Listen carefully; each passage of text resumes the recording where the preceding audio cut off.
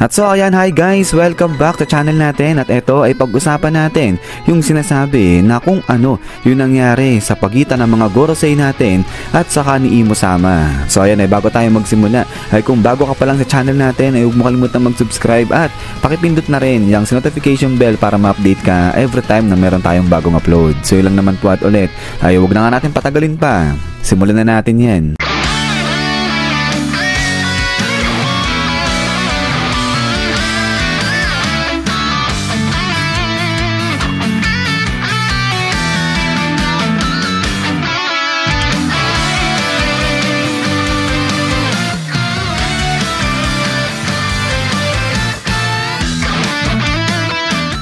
At so dito nga tayo magsisimula sa mga mata ni Saturn at pati na rin sa mga mata neto ni Saint Mars. So kapansin-pansin naman talaga na yung mga mata ng mga to ay talagang kakaiba kumpara sa ibang mga characters. Pero hindi lang naman itong si Saint Saturn saka si Saint Mars yung may ganyang mata. Kung hindi, lahat ng mga Gorosei natin ganyan din. So kaya nag-a-arise na question ngayon dyan sa One Piece community natin na hindi kaya si Imo-sama ay may kinalaman sa mga to. At ayon ay dahil sa tinim ni Imo-sama etong 5 elders natin. At so now, kung babalikan itong panel na to na kung saan mga nakaluhod nga etong 5 elders dyan kay Imo-sama ay may dalawang views yung tinitignan dyan. At ang unang-una ay yung sinasabi na etong mga 5 elders, mga reincarnations lang yan ito ni Imo-sama. So siguro familiar na kayo sa theory na yan. At yung sa pangalawa ay katulad sila ng mga satellites nito ni Dr. Vegapunk. So kumbaga, etong 5 elders saka etong si Imo-sama, iisa lang talaga sila. Pero ang sinasabi dito na hindi ganon at etong mga 5 elders ay talagang may kanya-kanya sila na individuality at ang nangyari talagang na-tame lang o tiname sila neto ni Imo-sama. At so now kung pagbabasihan etong mga galawan o kilos ng 5 elders natin towards kay Imo-sama ay pwedeng ihalin tulad dyan dito naman sa mga kilos o approach ng gifters kay Otama. So alam naman natin na etong si Otama ay diba tiname niya etong mga gifters na to kaya lahat yung mga yan mababait sumusunod sa kanya. So kaya nga possible na pwedeng ganito yung ginawa dyan ni Imo-sama sa mga 5 elders natin. Tiname niya yung mga yan kaya ganun na lang kung paano siya irespeto at saka sundin ng mga to. At so kaya ngayon ang tanong ay sa paanong paraan ni Imo-sama na tame etong mga 5 elders naman dyan. So balikan pa rin natin etong si Otama. At etong si Otama ay di ba nga gumagawa yan ng kibidango galing dyan sa may pisngi niya at ipinapakain niya to ngayon sa mga hayop. At then after nga niyan ay pagkatapos kainin ng mga hayop itong kanyang kibidango, nagiging mabait na sa kanya, sumusunod na sa kanya yan. At so now, hindi kaya possible na ganyan din yung ginawa nito ni Imo-sama at meron nga rin siyang kakayanan na gumawa ng mga devil fruits at kung sino man yung kakain ng kanyang devil fruits ay susunod na sa kanya yan. So eto matindi kung kaya ngang gumawa pa nito ni Imo-sama ng sarili niyang devil fruits. Pero mas mag-go deep pa yan kung babalikan natin itong mga smiles na nga na to na gawa naman ni Caesar. So itong mga smiles na to ay mga artificial devil fruits nga yan na ito namang si Kaido ginagamit na rin yan, binibili niya yan at pinapakain dito sa kanyang mga tauhan. At take note, itong mga smile fruits na to ay naging successful naman yan. Kaya nagkaroon nga dito ng mga gifters o mga tauhan itong si Kaido ng mga puro Zoan type. Pero yun nga lang, may side effect itong prutas na to at ang ginagawa nga niyan ay tinatanggal nito yung negative emotions ng kung sino man yung nakakakain yan.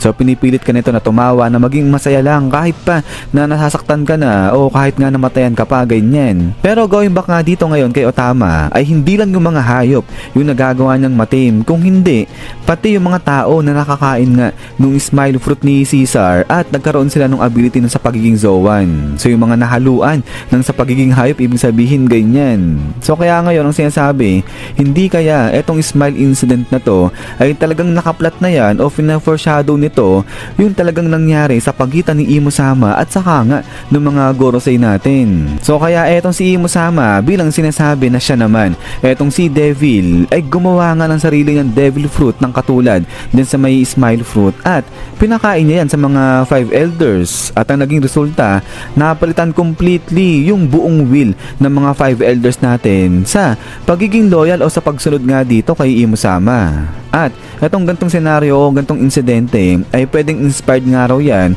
dito naman sa movie na kung tawagin nga ay Where the Things Are. So ang alam ko may libro nito pero ang nangyari dito kay Where the Things Are ay etong si Max yung nakaupo dyan sa isa sa mga beast ay pagkatapos niyang ma-intimidate etong mga beast na to ay ginawa siyang hari ng mga yan.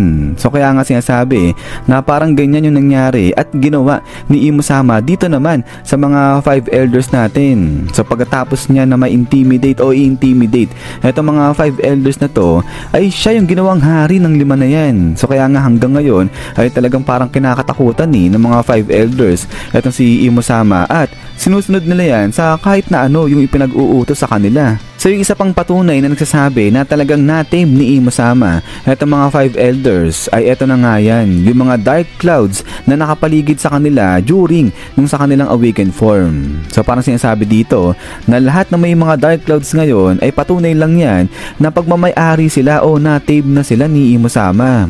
Pero maliban dito sa mga 5 elders natin ay kung mapapansin, eto nga rin si Rob Lucci saka nga etong si Kaku ay diba itim din yung mga usok na nakapaligid sa kanila. So kaya now ang tanong ay hindi kaya etong si Imo-sama na tiname niya yung buong world government ngayon. So ito possible naman talaga since na etong mga 5 elders nga ay sabi natin na assume lang na nakain nila yung devil fruits na ito ni Imo-sama. Kaya pwede na ipinakalat din nila o binigay nila yung iba pang mga devil fruits na gawa ni Imo-sama dyan sa mga marines o sa mga world government nang sa ganon ay maging loyal nga rin sila dito kay Imo-sama lang. So unlike dito kay Luffy at kay Yamato na mga puti yung usok na nakapaligid sa kanila during nung sa kanilang awakened form.